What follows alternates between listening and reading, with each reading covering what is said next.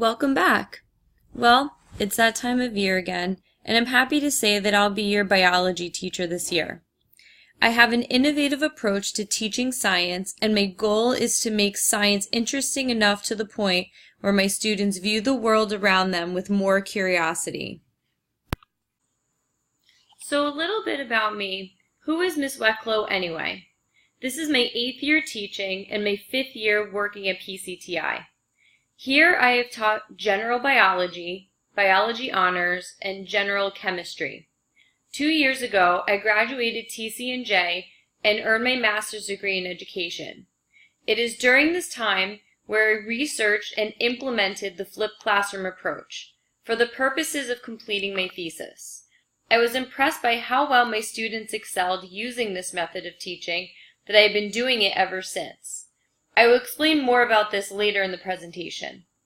2 years ago, I was blessed to have a beautiful beach wedding in Key Largo, Florida. And this picture over here are my 2 babies. Their names are Buko and Shaco. They are 1 year apart, and they are both teddy bear dogs, which is a mixed breed of Shih Tzu and Bichon. Daily routine that we will adhere to every day. You will get used to this very quickly. Here's how it works. First you find your seat, then you open your Chromebook, and you immediately work on the Do Now, which can be found on Canvas. Do not change seats unless I tell you to do so. We will be doing some in-class activities which will require you to move into different groups, but if we're not doing any activities, you find your seat that you are assigned unless I tell you to do so. I will only have 1 bathroom pass, therefore that means 1 person is out at a time. No ifs, ands, or buts. Also, please come prepared to class. If you don't have a Chromebook and you don't have a set of headphones, a pencil, and at least a folder with all the stuff that I've given you in the past, then there's really no point in coming to class because you're not going to be able to do the assignment that I'm asking you for that day. I do not allow any student to go to the bathroom 10 minutes at the beginning of class or also 10 minutes at the end of class. My reasoning behind this is because in the beginning of class, we're settling down, I'm taking attendance, you have a Do Now activity to work on. It's a really crucial point in the period where I need everyone here. And even if it's an emergency, you need to come to me before class even starts and ask me. If class has started and the bell has rung, you're not leaving for the next 10 minutes. Also, at the end of class, this is when we're wrapping up information. I'm updating the homework if that happened to change for that particular day. Important information is always given at the end of class, so if you're missing, therefore you won't be able to get that information. So again, I do not allow any student to leave the 10 minutes in the beginning or 10 minutes at the end of class to go to the bathroom or for any other reason unless you have a pass or any other exception by another teacher or an administrator to do so.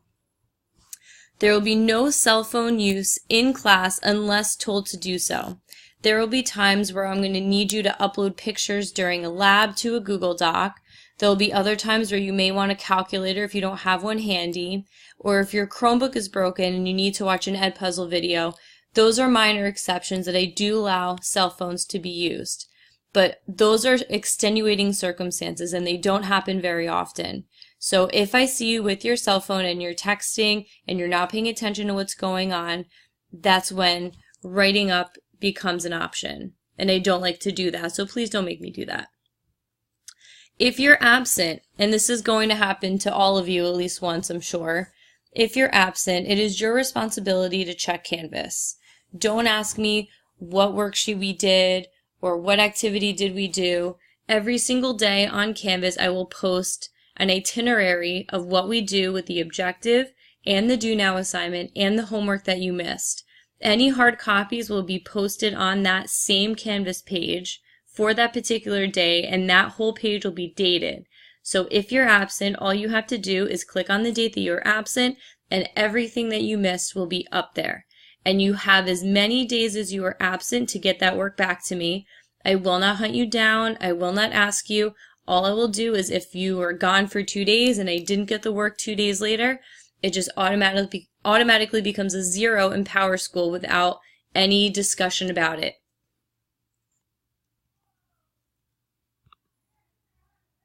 This is an example of what all those do nows I was just talking about before on Canvas, those dated itineraries, this is what they're going to look like. And of course they'll be in the Canvas interface, but this is a general idea of what you'll see. At the top you'll have the date, and first I'll have the objective, and the objective is just a statement that describes what the goal is for the day. So again, if you're absent, the objective kind of gives you an idea of, okay, this is what I missed. And if you're present for class, you walk in and you have a pretty good idea from reading that objective what you're going to learn for that day. Next is the do now. And the do now can consist of many different things.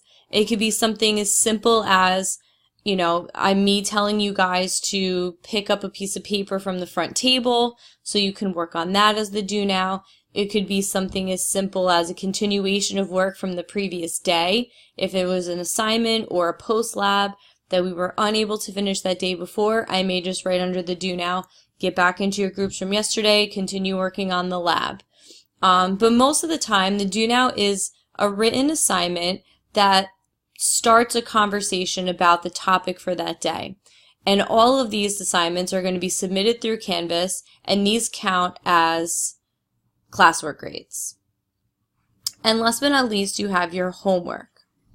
Homework is going to be posted for that day every day, and this is really great for people who are absent. Like I said, you come up here and you check. Not only will I write the name of the assignment, but if it is a video, I will link the video. If it's a hard copy assignment, I will link that assignment. So everything is online, and even if you don't come to school for a week, you'll still be able to get all the work, hard copy or not, and you'll be able to send that back to me either via email or whatever, you know, we discuss, and that's, you know, it ends up being easier for you. The grading scale this year has changed throughout the entire school of PCTI. And also, it used to be across the board, every single class was the same weighted categories. That has also changed as well. So let me go over the changes. And freshmen, you're coming in new to this, but this is all new for everyone.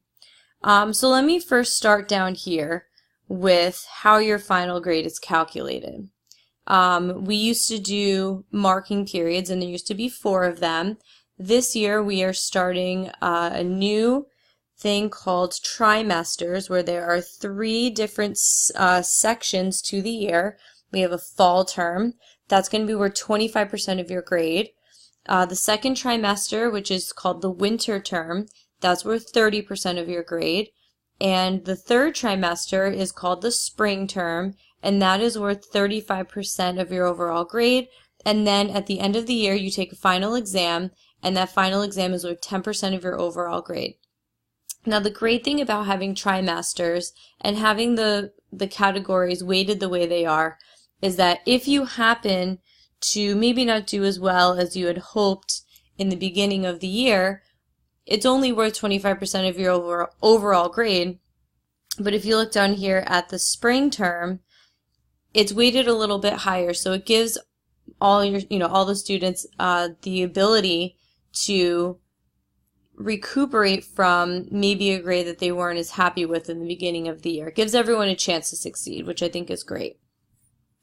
Up here, this is specific to just science. So your English teachers and your history teachers and, PE, whatever, these are going to be different, whereas in the past they all used to be the same.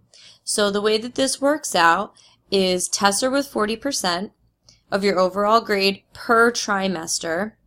Your labs and or lab reports, these are worth 30% of your overall grade. Any presentation or project is going to be worth 15%. Quizzes are worth 10%. And any homework or classwork is worth 5%. And again, this is per trimester, which has their own weights. As stated before, if you're absent, it's your responsibility to get the work that's needed from Canvas. But what if you're absent on a day that we do a lab? I mean, I can't upload a lab to Canvas. So if that's the case, then you have to get the data from a classmate and you have to be able to complete the rest of the lab either by joining a group that I tell you to join, or maybe you have to do the lab on your own if it's a lab that can be done on your own. I would never put you in a situation where the lab is too difficult or impossible to do by yourself, but there are some labs where you wouldn't even consider them as labs. They could be paper labs, and that's something that could be done at home. But if something's done in the laboratory, in the lab room, and we had to get data for it, and you came the second day for the post, conclusion day, all I would do at that point is you would have to come up to me and tell me that you were absent, which I would already know, of course. And then I would put you in a group, and I would give you either, I would have you take their data, and then you would have to put in extra effort to help them since you were missing the day that they obtained that data. So you would take more of the responsibility of the post lab, and of course, myself and that new group of yours would explain to you what happened in the lab the day that you were missing. Here are some of the topics that we'll be going over. There's no need for me to read all of these to you, but they do go in order of the year, starting with lab safety, working your way down, coming back up to biogeochemical cycles, working down, and it goes in this manner like so. So we start with lab safety in the beginning of the year, and we end with bacteria to human evolution in the springtime, right before finals. Just some last minute things to remember. Please arrive on time. All lates will be recorded in Power School. Again, I'm not going to, verbally say, oh, hey, you're late. I mean, there's no need for that. You know you're late. I know you're late. I'm just going to mark it in Power School. The more lates that get recorded in Power School, then you start to accumulate them, and then they turn into cuts, and then you get detentions. It's really not a good situation, so just make sure you arrive on time. Especially for lab days. If you come late to a lab day, you've not only, come late and you're going to get a late in Power School, but you also are going to hinder your group because there's really not a lot of time. You have to not only obtain the materials, but you have to calculate and, get the data that you need. And then you also have to clean up. And 40 minutes sounds like a lot, but when you're doing labs, it's really not. So make sure you come late, oh my gosh, make sure you come on time, don't come late, and also especially for lab days. Come prepared to class every day, like I said before. You have to have a Chromebook, you have to have headphones. I have this in caps here. I'm going to explain why in just a little bit. The way that I structure my class, headphones are needed. Of course, a pen or a pencil. I don't care between the two of them. It's your choice if you want a folder with paper or if you want a binder. That's okay. I mean, I actually do prefer a binder just because we do give out a lot of packets and, it's just going to accumulate throughout the year. A folder may not be able to handle it, but it's your choice. The only things that I truly recommend, that I truly need you to have is the Chromebook, the headphones, and of course a pen or a pencil. Obtain worksheets and handouts from the designated area upon entering the classroom and take your seat. Again, this may not be an everyday thing, but if there is a worksheet, I will tell you that in the Do Now, which you'll find on Canvas. So first you'll take your seat, then you'll you'll look at what it says to do, and if it says to come get a worksheet, then you go and you grab it. Again, once seated, the Chromebook is open, you immediately log into Canvas and you immediately start working on the Do Now that we discussed before. Be responsible for your homework assignments.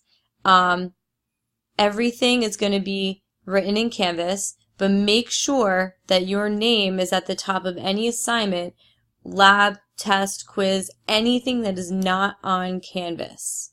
So again, I said that I'm going to post everything on Canvas for you so you know day to day, this is my assignment, this is my assignment. And when you submit something through Canvas, honestly, you don't even really need your name on it because your account is linked through there. But if you're handing in a physical lab or you're handing in a physical quiz, something that has paper on it, and I don't see a name, that results in half credit for that assignment. No ifs, ands, or buts. You have to be responsible, and you have to make sure your name is at the top of everything you hand in. I have linked a file on Canvas. The link is literally called Online Textbook, and this is the hard copy book that we use in this course. Honestly, we really don't use it too much. It's really just mainly there for very minor, assignments like section reviews. If the vocab is really heavy in a particular chapter, I may, have you guys do, the vocab for something like that. But most of the time it's just there as a reference, and if you need more explanation on a particular topic and the lecture video doesn't go into as much detail as you hope, or you want some pictures or not videos, but pictures, diagrams, things like that, the online textbook really is a great resource, and you have that available to you at all times. I use a system called Remind, and I've been using this for about 4 years now. It's a great tool for me to use when I need to send emergency messages to you guys when you're not in the classroom. For example, if we happen to be in the lab for a particular day, I would need to send out a remind message to remind you to report to the lab room and not the normal classroom. If there's maybe an emergency and we have a half day and I don't see certain classes, I would send out messages updating those missed classes on what to do for homework or whatever we missed for that particular day. It is mandatory that everyone signs up for Remind, and it is imperative that you sign up for the correct bio period. If you sign up for the wrong class, you will get the wrong information. If you do not sign up at all and a message is sent, you will obviously miss the message, and all students are held responsible for every remind message that's sent out. So if you did not sign up and you didn't get to the right room, or you missed the wrong assignment, or you completed the wrong assignment, you're responsible for those changes that I made, and consequences will be handled per situation. So let me explain how this works. The way that you sign up for Remind is the way that you're going to receive the Remind messages. So it's your choice on how you want to sign up for this. The 3 options are: you can sign up as a text message.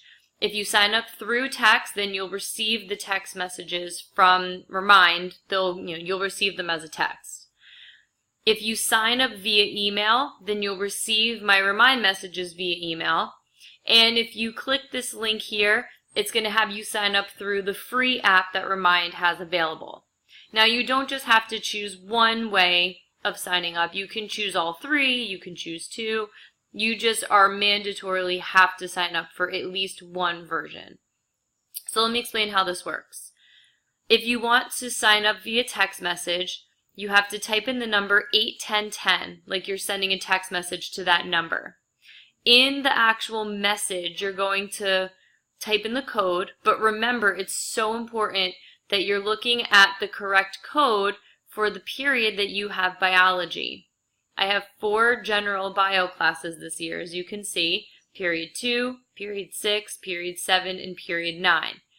If you sign up for the wrong class, you're going to get the wrong information, because I'm not always sending out the same message even though it's the same class. Like I said, there could be emergencies where we have a half day and I don't see certain classes, or maybe a link doesn't work in one class. So just because it's all biology doesn't necessarily mean you're getting the same message. And as you can see, all of these codes are very different. So make sure you're signing up for the right one. All right, anyway, so when you type in this number up here as the text message that you're going to send, this is the message that you send to 81010. Make sure you put the @ sign in there. Don't obviously add any uppercase letters. I don't know if that's going to change anything. Just keep it exactly the way that I have it. And then once you send out that text message, you'll get a confirmation text back from Remind saying that you successfully have been added to my class. I can also check on my end if you are signed up, but if you get the confirmation text, then you can safely assume at that point that you're in the class and you did it the right way.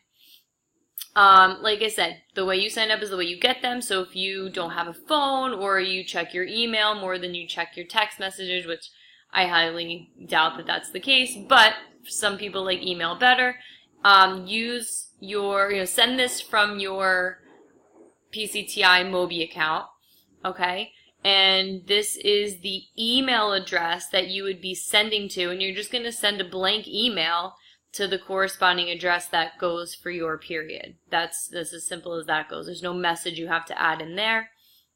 And you can all sign up for the free Remind app. That's not necessary, but if you would like to get the messages that way, you can, turn the push notifications on, and you'll get them almost like you would a text message. All you have to do is just click this link here. I know because this is a video, you can't physically click on it, but what I've done is I've given you guys a document that has all of these links, and you have access to this on Canvas, and you also have access to this entire PowerPoint on Canvas as well. So if you want to just go in that way and just click on it, that's fine, or copy and paste it, it's up to you. Okay, and like I said, you can sign up.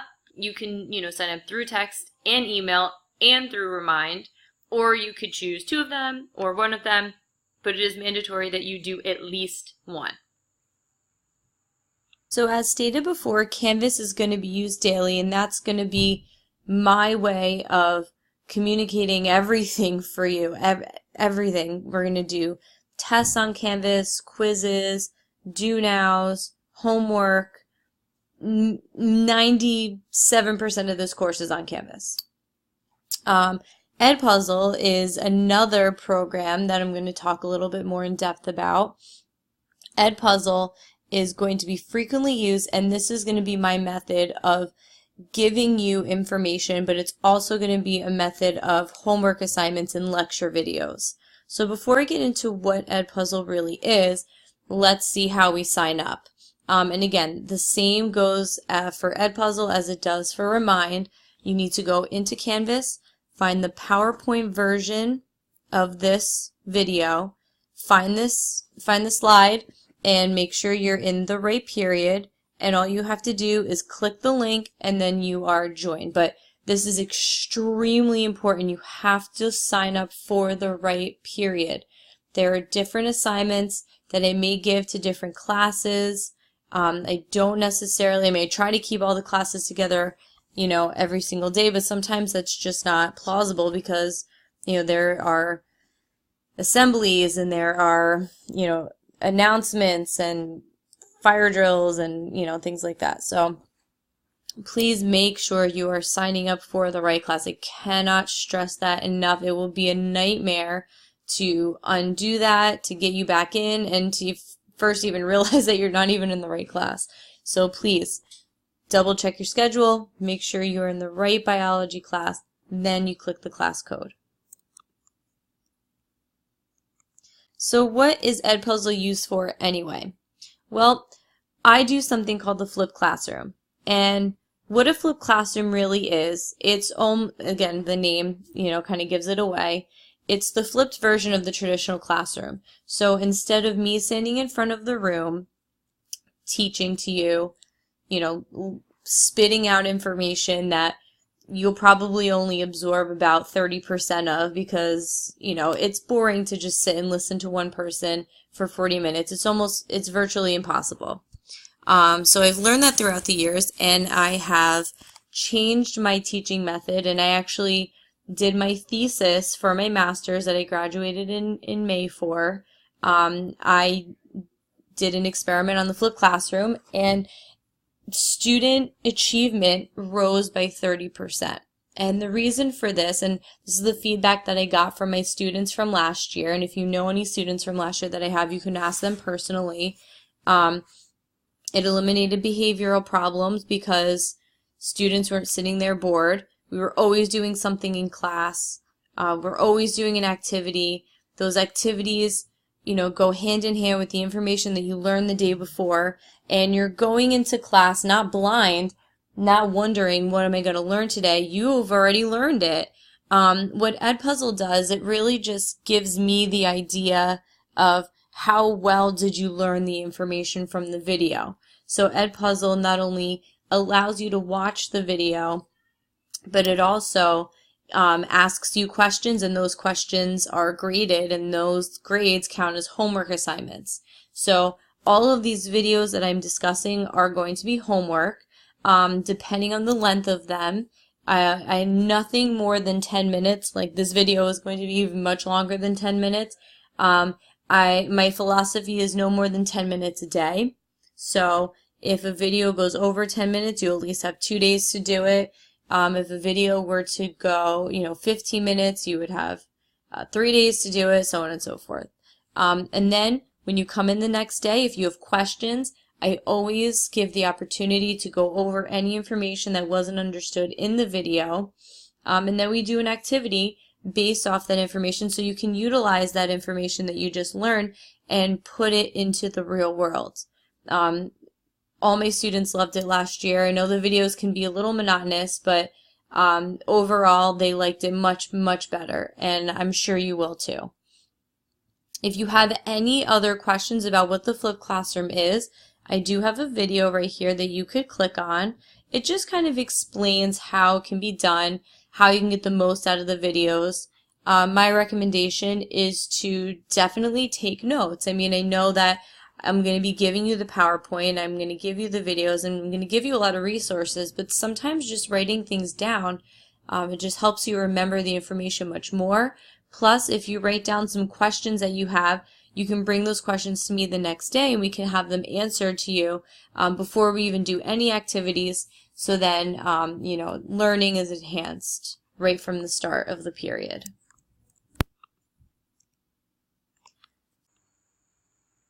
Here's what you're going to need to be successful in this course. First and foremost, you're going to need to bring your Chromebook every single day. Obviously, as spoken before, we're going to be using Canvas and Edpuzzle almost every single day. So obviously your Chromebook is going to be needed every single day. We take notes on the Chromebook as well. Literally everything you do is on the Chromebook. So if you don't have your Chromebook, you're not going to be able to do anything for that day, and that will result in a missed assignment for that day because you're obviously not going to be able to participate. You also need to bring headphones every single day. Leave them in your bag. I know that a lot of you like to listen to music on the way to school and home. That's fine. Make sure that your headphones are Chromebook accessible. I know that the new headphones, they have the new lightning jack, and that's not going to fit in the auxiliary cable that's, accessible for the Chromebook. Make sure you have a set of headphones that will work in the Chromebook. You are not going to be allowed to use your phone to complete Edpuzzle assignments just because your headphones don't fit into the Chromebook. Make sure you have the right pair. Again, otherwise it will result in 0 credit for that particular assignment for that day. You're not going to be able to participate. You must have at least a binder or a folder. I recommend the binder just because there's a lot of papers that I give you and packets, and it's just nice to keep it all organized. Folder, it could get a little messy, but that is your choice. And obviously bring a pen or a pencil. I don't care which one, but make sure you bring one every single day. You must have these items no later than Monday, September 10th, or it's going to result in zeros for missed assignments for every single thing that's listed here. So having the Chromebook, every single day, that counts as credit. Bringing the headphones every day, that counts as credit. If I see you don't have a binder the day, on Monday when I check it, that's going to be missed credit. Obviously, you got to bring a pen or a pencil. That's pretty obvious. So your homework for tonight is to complete the student information sheet that we went over in class. And most of you already did it in class, but if you were missing or you came late for some reason, please make sure that you get that done. That is a Google form link, and you can find that in the Google Doc that I gave you the first day of school. Also, remember to sign up for Remind. You follow the directions that are in the presentation that we discussed already. Sign up for Edpuzzle. Again, make sure for Remind and for Edpuzzle that you're signing up for the correct class. Otherwise, you're going to be getting the wrong assignments and you're going to be getting the wrong Remind messages.